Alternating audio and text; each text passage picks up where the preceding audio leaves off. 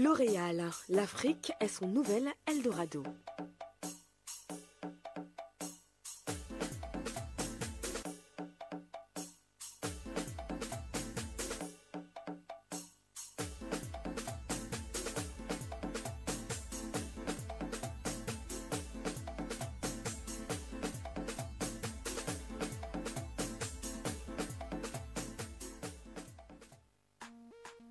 Le leader mondial des cosmétiques L'Oréal a annoncé qu'il ambitionne de devenir le premier groupe de beauté en Afrique subsaharienne, une région où ses ventes ont connu une croissance de plus de 50% en 2013. Le groupe estime que l'Afrique est un continent à fort potentiel. S'il est vrai que le continent représente 3% du marché mondial, il faut aussi qu'il croît 2 fois plus vite. L'Oréal s'appuie sur des implantations locales pour conquérir le marché africain des cosmétiques et compte désormais 3 plateformes commerciales, au Kenya pour l'Afrique de l'Est, au Nigeria pour l'Afrique de l'Ouest et en Afrique du Sud. Le groupe compte aussi 2 sites de production, au Kenya et en Afrique du Sud, et étudie une 3e implantation industrielle en Afrique de l'Ouest qui pourrait être opérationnelle en 2015. Parmi les ambassadrices et égéries emblématiques de la célèbre marque Softsheen & Carson, citons le nom de Bria Murphy, l'une des filles de l'acteur Eddie Murphy.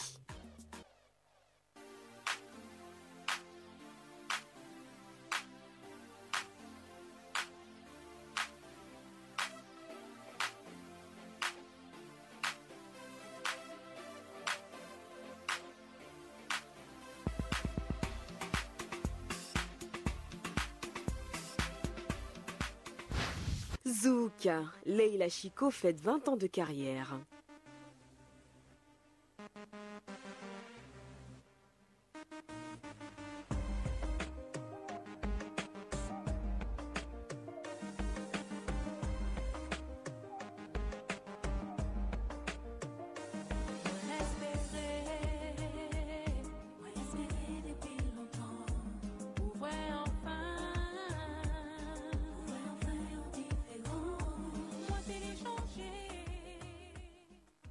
Dans le Gotha des chanteuses caraïbes francophones qui comptent, le nom de Leila Chico scintille en lettres d'or sur le fronton de la reconnaissance et de l'excellence des stars du zouk.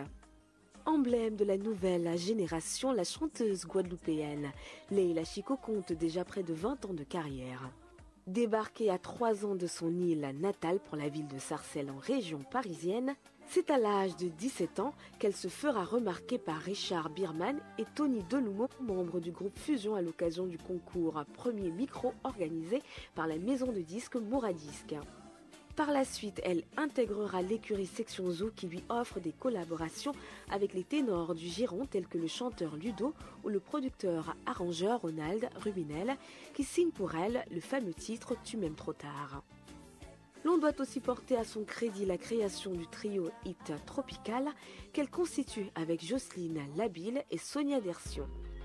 Leila Chico porte avec talent et brio le flambeau d'une musique afro-antillaise qui, plus de 3 décennies après son émergence, poursuit sa conquête d'un public insatiable.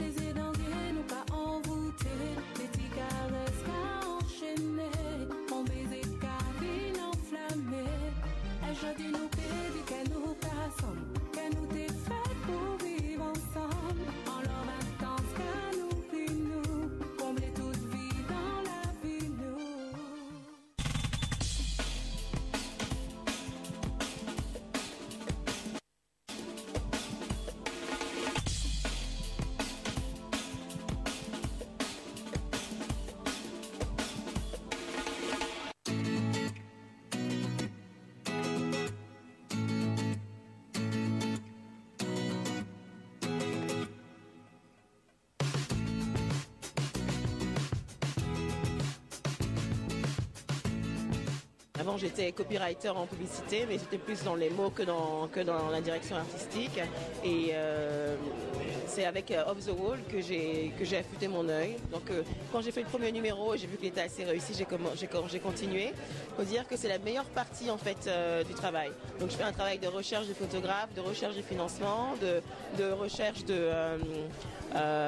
journalistes. Enfin, je m'occupe un peu de tout. Et la meilleure partie, en fait, c'est quand je suis devant l'ordinateur avec le graphiste et que je dis, je veux que cette image soit placée là, je veux que celle-ci soit en face de celle-ci, je veux que ce soit plein pot, je veux que ce soit... Enfin, c'est un peu d'un travail de dictateur pour le graphiste ou ceux qui vont se reconnaître.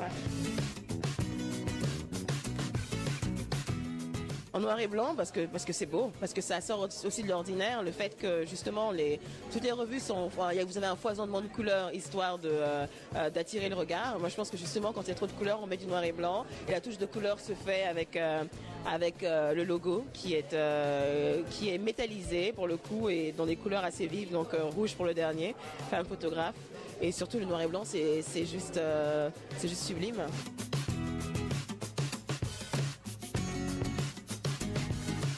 Mes photos, en fait, elles sont en fonction du thème que j'ai défini. Et ce que ça raconte, c'est vraiment beaucoup de la photo humaniste, des instants de vie, de la photo vernaculaire, des choses qui touchent tout un chacun. Et bon, il y a des images de guerre, beaucoup, surtout dans le dernier numéro femmes, parce que je voulais un numéro un peu avec du muscle, justement. Et quand il y a des enfants, c'est des enfants qui sont soit dans la rue, soit des petits brigands, notamment les adorables bambins de Sabine Weiss ou ceux de Lucie Moraillon. En couverture du numéro 3, on a carrément un inédit de Roger Balen, un enfant au Rwanda en 82 qui fume une cigarette, qui a l'air d'être autre chose qu'une cigarette d'ailleurs. Elle raconte des instants de vie, c'est toujours des photos très fortes.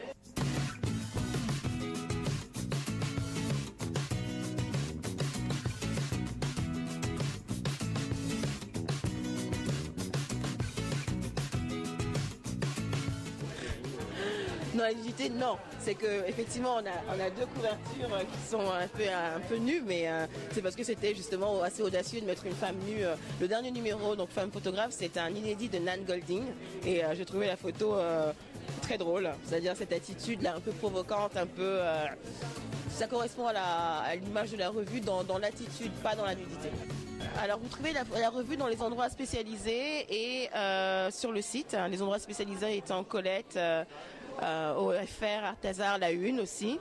Beaucoup, la Chambre Claire à Paris, on la trouve à New York, on la trouve à Amsterdam, on la trouve en Angleterre, à Londres et encore une fois sur le site internet.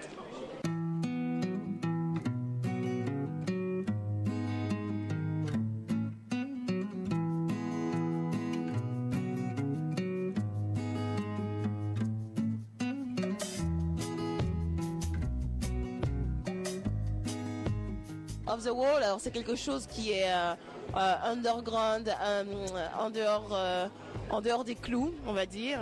Alors j'ai vu comme traduction very unconventional. Off the Wall d'abord pour Michael Jackson, parce que c'est un album formidable qui est sorti une année formidable en 79, mon année de naissance. Et parce que quand vous écoutez les paroles de la chanson, c'est en fait, si tu veux faire un truc, tu te lèves et tu le fais. Faut pas attendre que tous les paramètres soient forcément là pour le faire. Effectivement, moi j'ai eu énormément de chance dans l'aventure. Des gens m'ont beaucoup aidé. Alors dans la direction, pour trouver les imprimeurs, les directeurs artistiques, des gens qui ont attendu longtemps pour être payés parce qu'encore une fois c'est indépendant. Et donc j'ai l'impression d'être un peu guidée sur le chemin par une bonne étoile. Et voilà.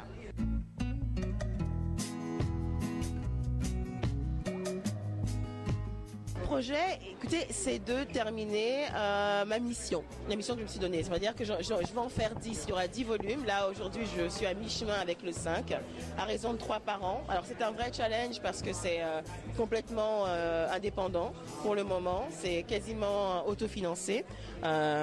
Les annonceurs commencent à regarder un peu de près ce qui se passe.